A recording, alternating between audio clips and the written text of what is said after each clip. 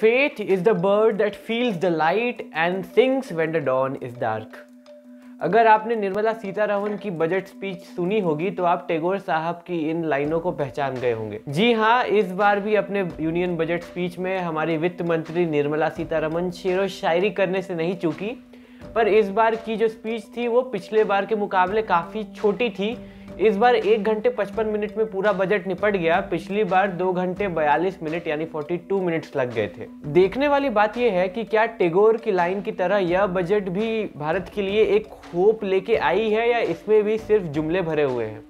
अगर मैं इस बजट की कहानी आपको बताऊं तो इस बजट में काफ़ी अच्छी चीज़ें हैं, पेपर पे काफ़ी अच्छी चीज़ें हैं, काफ़ी नए प्लान्स हैं, काफ़ी खर्चे किए गए हैं, पर साथ में कुछ जुमले भी मुफ्त दिए गए हैं। तो आइए आज इस बजट की यूनियन बजट की एनालिसिस करते हैं। मेरा नाम है ईशान फौजदार और आप देख रहे हैं द अपफ्रंट।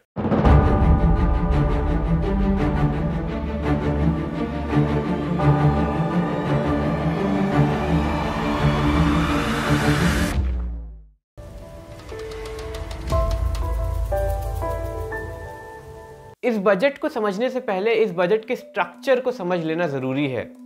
इस बजट को डिवाइड किया गया है 2 पार्ट्स में, पार्ट ए और पार्ट बी। पार्ट ए जो है वो फर्दर डिवाइडेड है 6 पार्ट्स में, जिन्हें इस बजट का 6 पिलर्स कहा गया है, 6 स्तंभ कहे गए हैं। ये 6 पिलर हैं health and wellbeing, physical and financial capital and infrastructure, inclusive development for aspirational India, reinvigorating human capital, innovation and R&D and minimum government maximum governance. Part B जो है वो इकोनॉमिक रिफॉर्म्स, टैक्स सिस्टम और इन तकनीकी चीजों के बारे में बात करता है। ये है इस बजट का स्ट्रक्चर।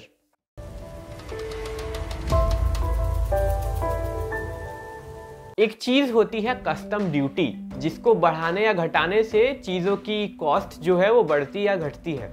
कस्टम ड्यूटी का मतलब होता है किसी भी चीज की इंपोर्ट पे या एक्सपोर्ट पे उस पे कितना टैक्स लग रहा है, और इसे जब बढ़ाते हैं तब दाम बढ़ जाता है, इसे जब घटाते हैं दाम घट जाता है। इस बजट में टीवी, रेफ्रिजरेटर, एसीज, फोन्स, ये सब पे कस्टम ड्यूटी बढ़ा दी गई है, जिनका मतलब है कि इनकी जो कॉस्ट है वो बढ़ने वाली है। पूरी लिस्ट जिनकी कॉस्ट बढ़ने वाली है आपको स्क्रीन पे दिख रही होगी। कुछ चीज़ों पे कस्टम ड्यूटी को रैशनलाइज किया गया है, जो कि है गोल्ड, सिल्वर, प्लैटिनम और कुछ मेडिकल चीज़ें, जिनके तहत इनकी जो कॉस्ट है वो कम हो जाएगी। अगर आपको जानना है कि कस्टम ड्यूटी एग्जैक्टली कितना बढ़ाया, कितना घटाया गया है, तो निर्मला सीतारमण की बजट स्पीच का पैरा 177 से पढ़ना शुरू कीजिएगा, आपको डिटेल में सब पता चल जाएगा। निर्मला सीतारमण की बजट स्पीच का ट्रांसक्रिप्ट आपको डिस्क्रिप्शन में लिंक में मिल जाएगा।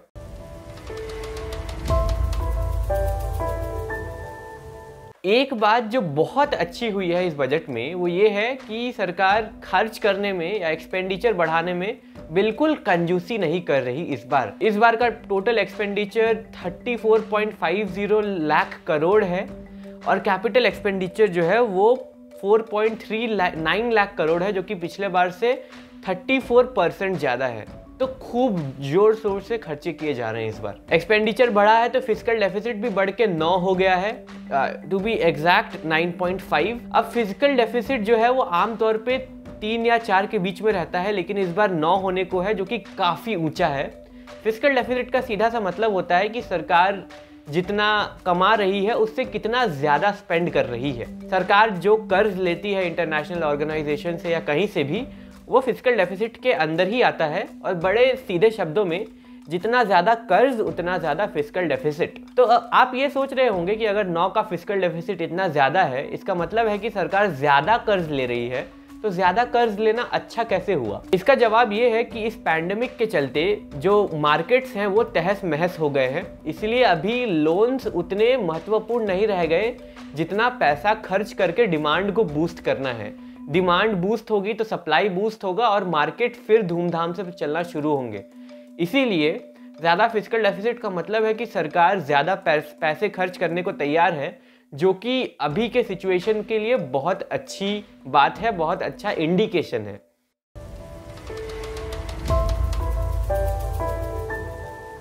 कोविड की वजह से हेल्थ सेक्टर पे इस बार ज़्यादा नज़रें थी, हेल्थ सेक्टर से इस बार ज़्यादा उम्मीदें थी और काफ़ी उम्मीदों पे सरकार खरी भी उतरी है कुछ हद तक। कई नए स्कीम्स लॉन्च किए गए हैं, जैसे PM आत्मनिर्भर स्वस्थ भारत योजना, मिशन पोषण 2.0 आदि। कोविड वैक्सीन के लिए 35,000 करोड़ रुपए दिए गए हैं और 64,180 करोड़ यानी 64,180 करोड़ रुपए दिए गए हैं पीएम आत्मनिर्भर स्वस्थ भारत योजना को। ये जो स्वस्थ भारत योजना है ये एक लॉन्ग टर्म बेसिस पे काम करेगी, 6 साल के बेसिस पे काम करेगी और फंडामेंटल तौर पे भारत की जो मेडिकल इंफ्रास्ट्रक्चर है उस पे काम करेगी, उसे बेहतर बनाने पे काम करेगी।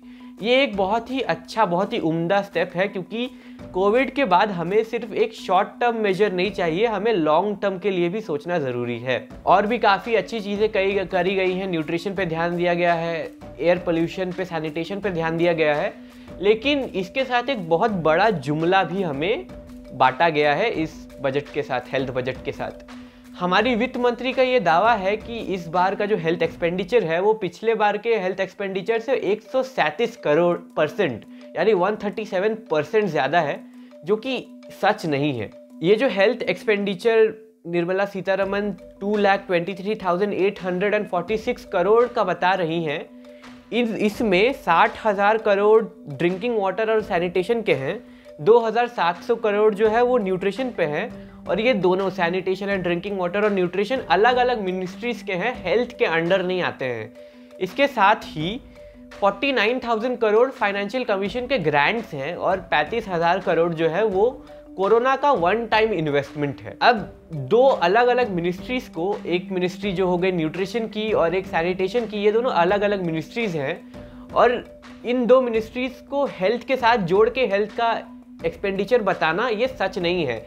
हेल्थ एक अलग मिनिस्ट्री है। तो असल में अगर हम इस बार का हेल्थ एक्सपेंडिचर देखें तो वो निकल के आता है 71,269 करोड़, ना कि 2,23,846 करोड़। और ये जो इस बार का एक्सपेंडिचर है ये पिछले बार से 9% ज़्यादा है, 137% नहीं। और ये भी जान लीजिए कि अभी की जो हम हेल्थ एक्सपेंडिचर की बात कर रहे हैं उसमें इन्फ्लेशन को बैलेंस नहीं किया गया है, इन्फ्लेशन को एडजस्ट नहीं किया गया है। ये भी जान लेना ज़रूरी है कि इस बार सबसे ज़्यादा पैसा दिया गया है डिफेंस को, ना कि हेल्थ को।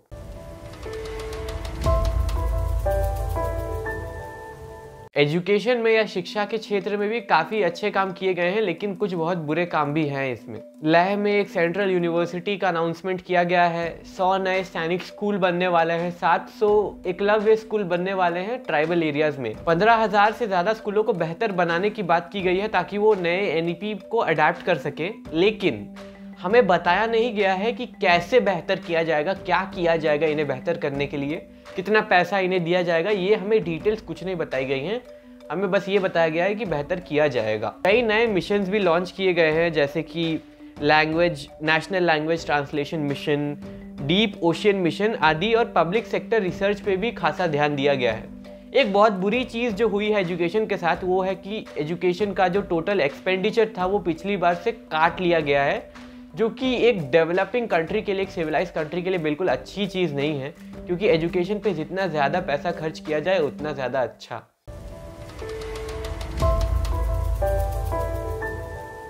नाम ले लेके उन स्टेट्स में हाईवे और इंफ्रास्ट्रक्चर प्रोजेक्ट्स का अनाउंसमेंट किया गया है जहां इस साल इलेक्शन होने वाले हैं। जी हाँ, बिल्कुल सच है ये।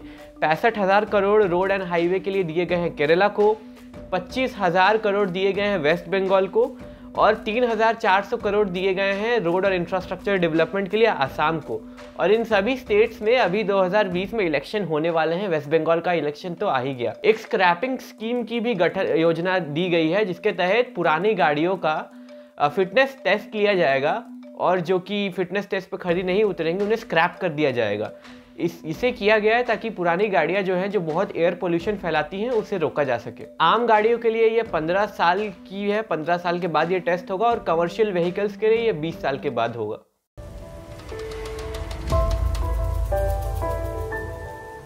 हमारा एक्सपेंडिचर बढ़ा दिया गया है, कैपिटल एक्सपेंडिचर बहुत ज़्यादा बढ़ा दिया गया है। नए नए स्कीम्स लॉन्च की जा रही हैं, नई नई योजनाएं लाई जा रही हैं, पर टैक्स नहीं बढ़ाया गया है किसी भी चीज़ में, डीजल और पेट्रोल को छोड़ के। और जो इनकम टैक्स है हमारा, उसमें भी कोई चेंज नहीं किया गया है। बस जो सीनियर सिटीजन 75 की एज के ऊपर हैं उन्हें इनकम टैक्स माफ़ कर दिया गया है। तो प्रश्न ये उठता है कि एक्सपेंडिचर तो बढ़ रहा है, पर सरकार ये पैसा लाएगी कहाँ से जब टैक्सेस नहीं बढ़ाएगी। तो दो तरीके हैं, एक तो तरीका है कि वो बोरो करेगी, कर्ज लेगी, जो कि लेना ही चाहिए। लेकिन इस बजट में, खास करके इस बजट में सरकार धूमधाम से प्राइवेटाइजेशन की तरफ बढ़ रही है, डिसइन्वेस्टमेंट करने की तरफ बढ़ रही है। तो तरीका ये है कि सरकार अब अपने सरकारी एसेट्स हैं, यानी पब्लिक सेक्टर यूनिट्स हैं, उन्हें बेचकर उनसे पैसे जनरेट करेगी। सरकार ने ये साफ कह दिया है कि 4 सेक्टर्स में वो धूमधाम से डिसइन्वेस्टमेंट या प्राइवेटाइजेशन करने वाली है, और हमें ये मान के चलना चाहिए कि ये जो 4 सेक्टर अब हैं वो सरकारी रहेंगे नहीं। ये 4 सेक्टर जो हैं ये हैं atomic energy, space and defence, transport and telecommunication power, petroleum, coal and other minerals, और banking, insurance and financial services. इसके साथ साथ बहुत जल्द अभी 2 पब्लिक सेक्टर बैंक्स जो है वो प्राइवेटाइज होने वाले हैं, और इसके साथ साथ कई PSUs प्राइवेटाइज होने वाली हैं। LIC भी, लाइफ इंश्योरेंस कंपनी, जो कभी सरकार की मदद किया करती थी पैसे जुटाने में, वो उसकी जो शेयर है वो अभी बिकने वाली है प्राइवेट कंपनीज को या किसी को भी। तो LIC भी कुछ हद तक प्राइवेटाइज होने वाली है। अगर आपको इसका इम्पैक्ट अभी नहीं पता चल रहा तो आप ये जानिए कि BPCL और IDBI बैंक जैसे बड़े PSUs अब प्राइवेट कंपनीज के हाथों में जाने वाले हैं, और इसका इम्पैक्ट भारत पे क्या होगा ये तो लॉन्ग टर्म में हमें पता चलेगा। लेकिन जिन चीज़ों पे, जिन सेक्टर्स पे भरोसा किया जाता था कि वो सरकारी हैं, सुरक्षित हैं, वो अब फूल प्रूफ तो नहीं रहेंगे, बिल्कुल सुरक्षित नहीं रहेंगे।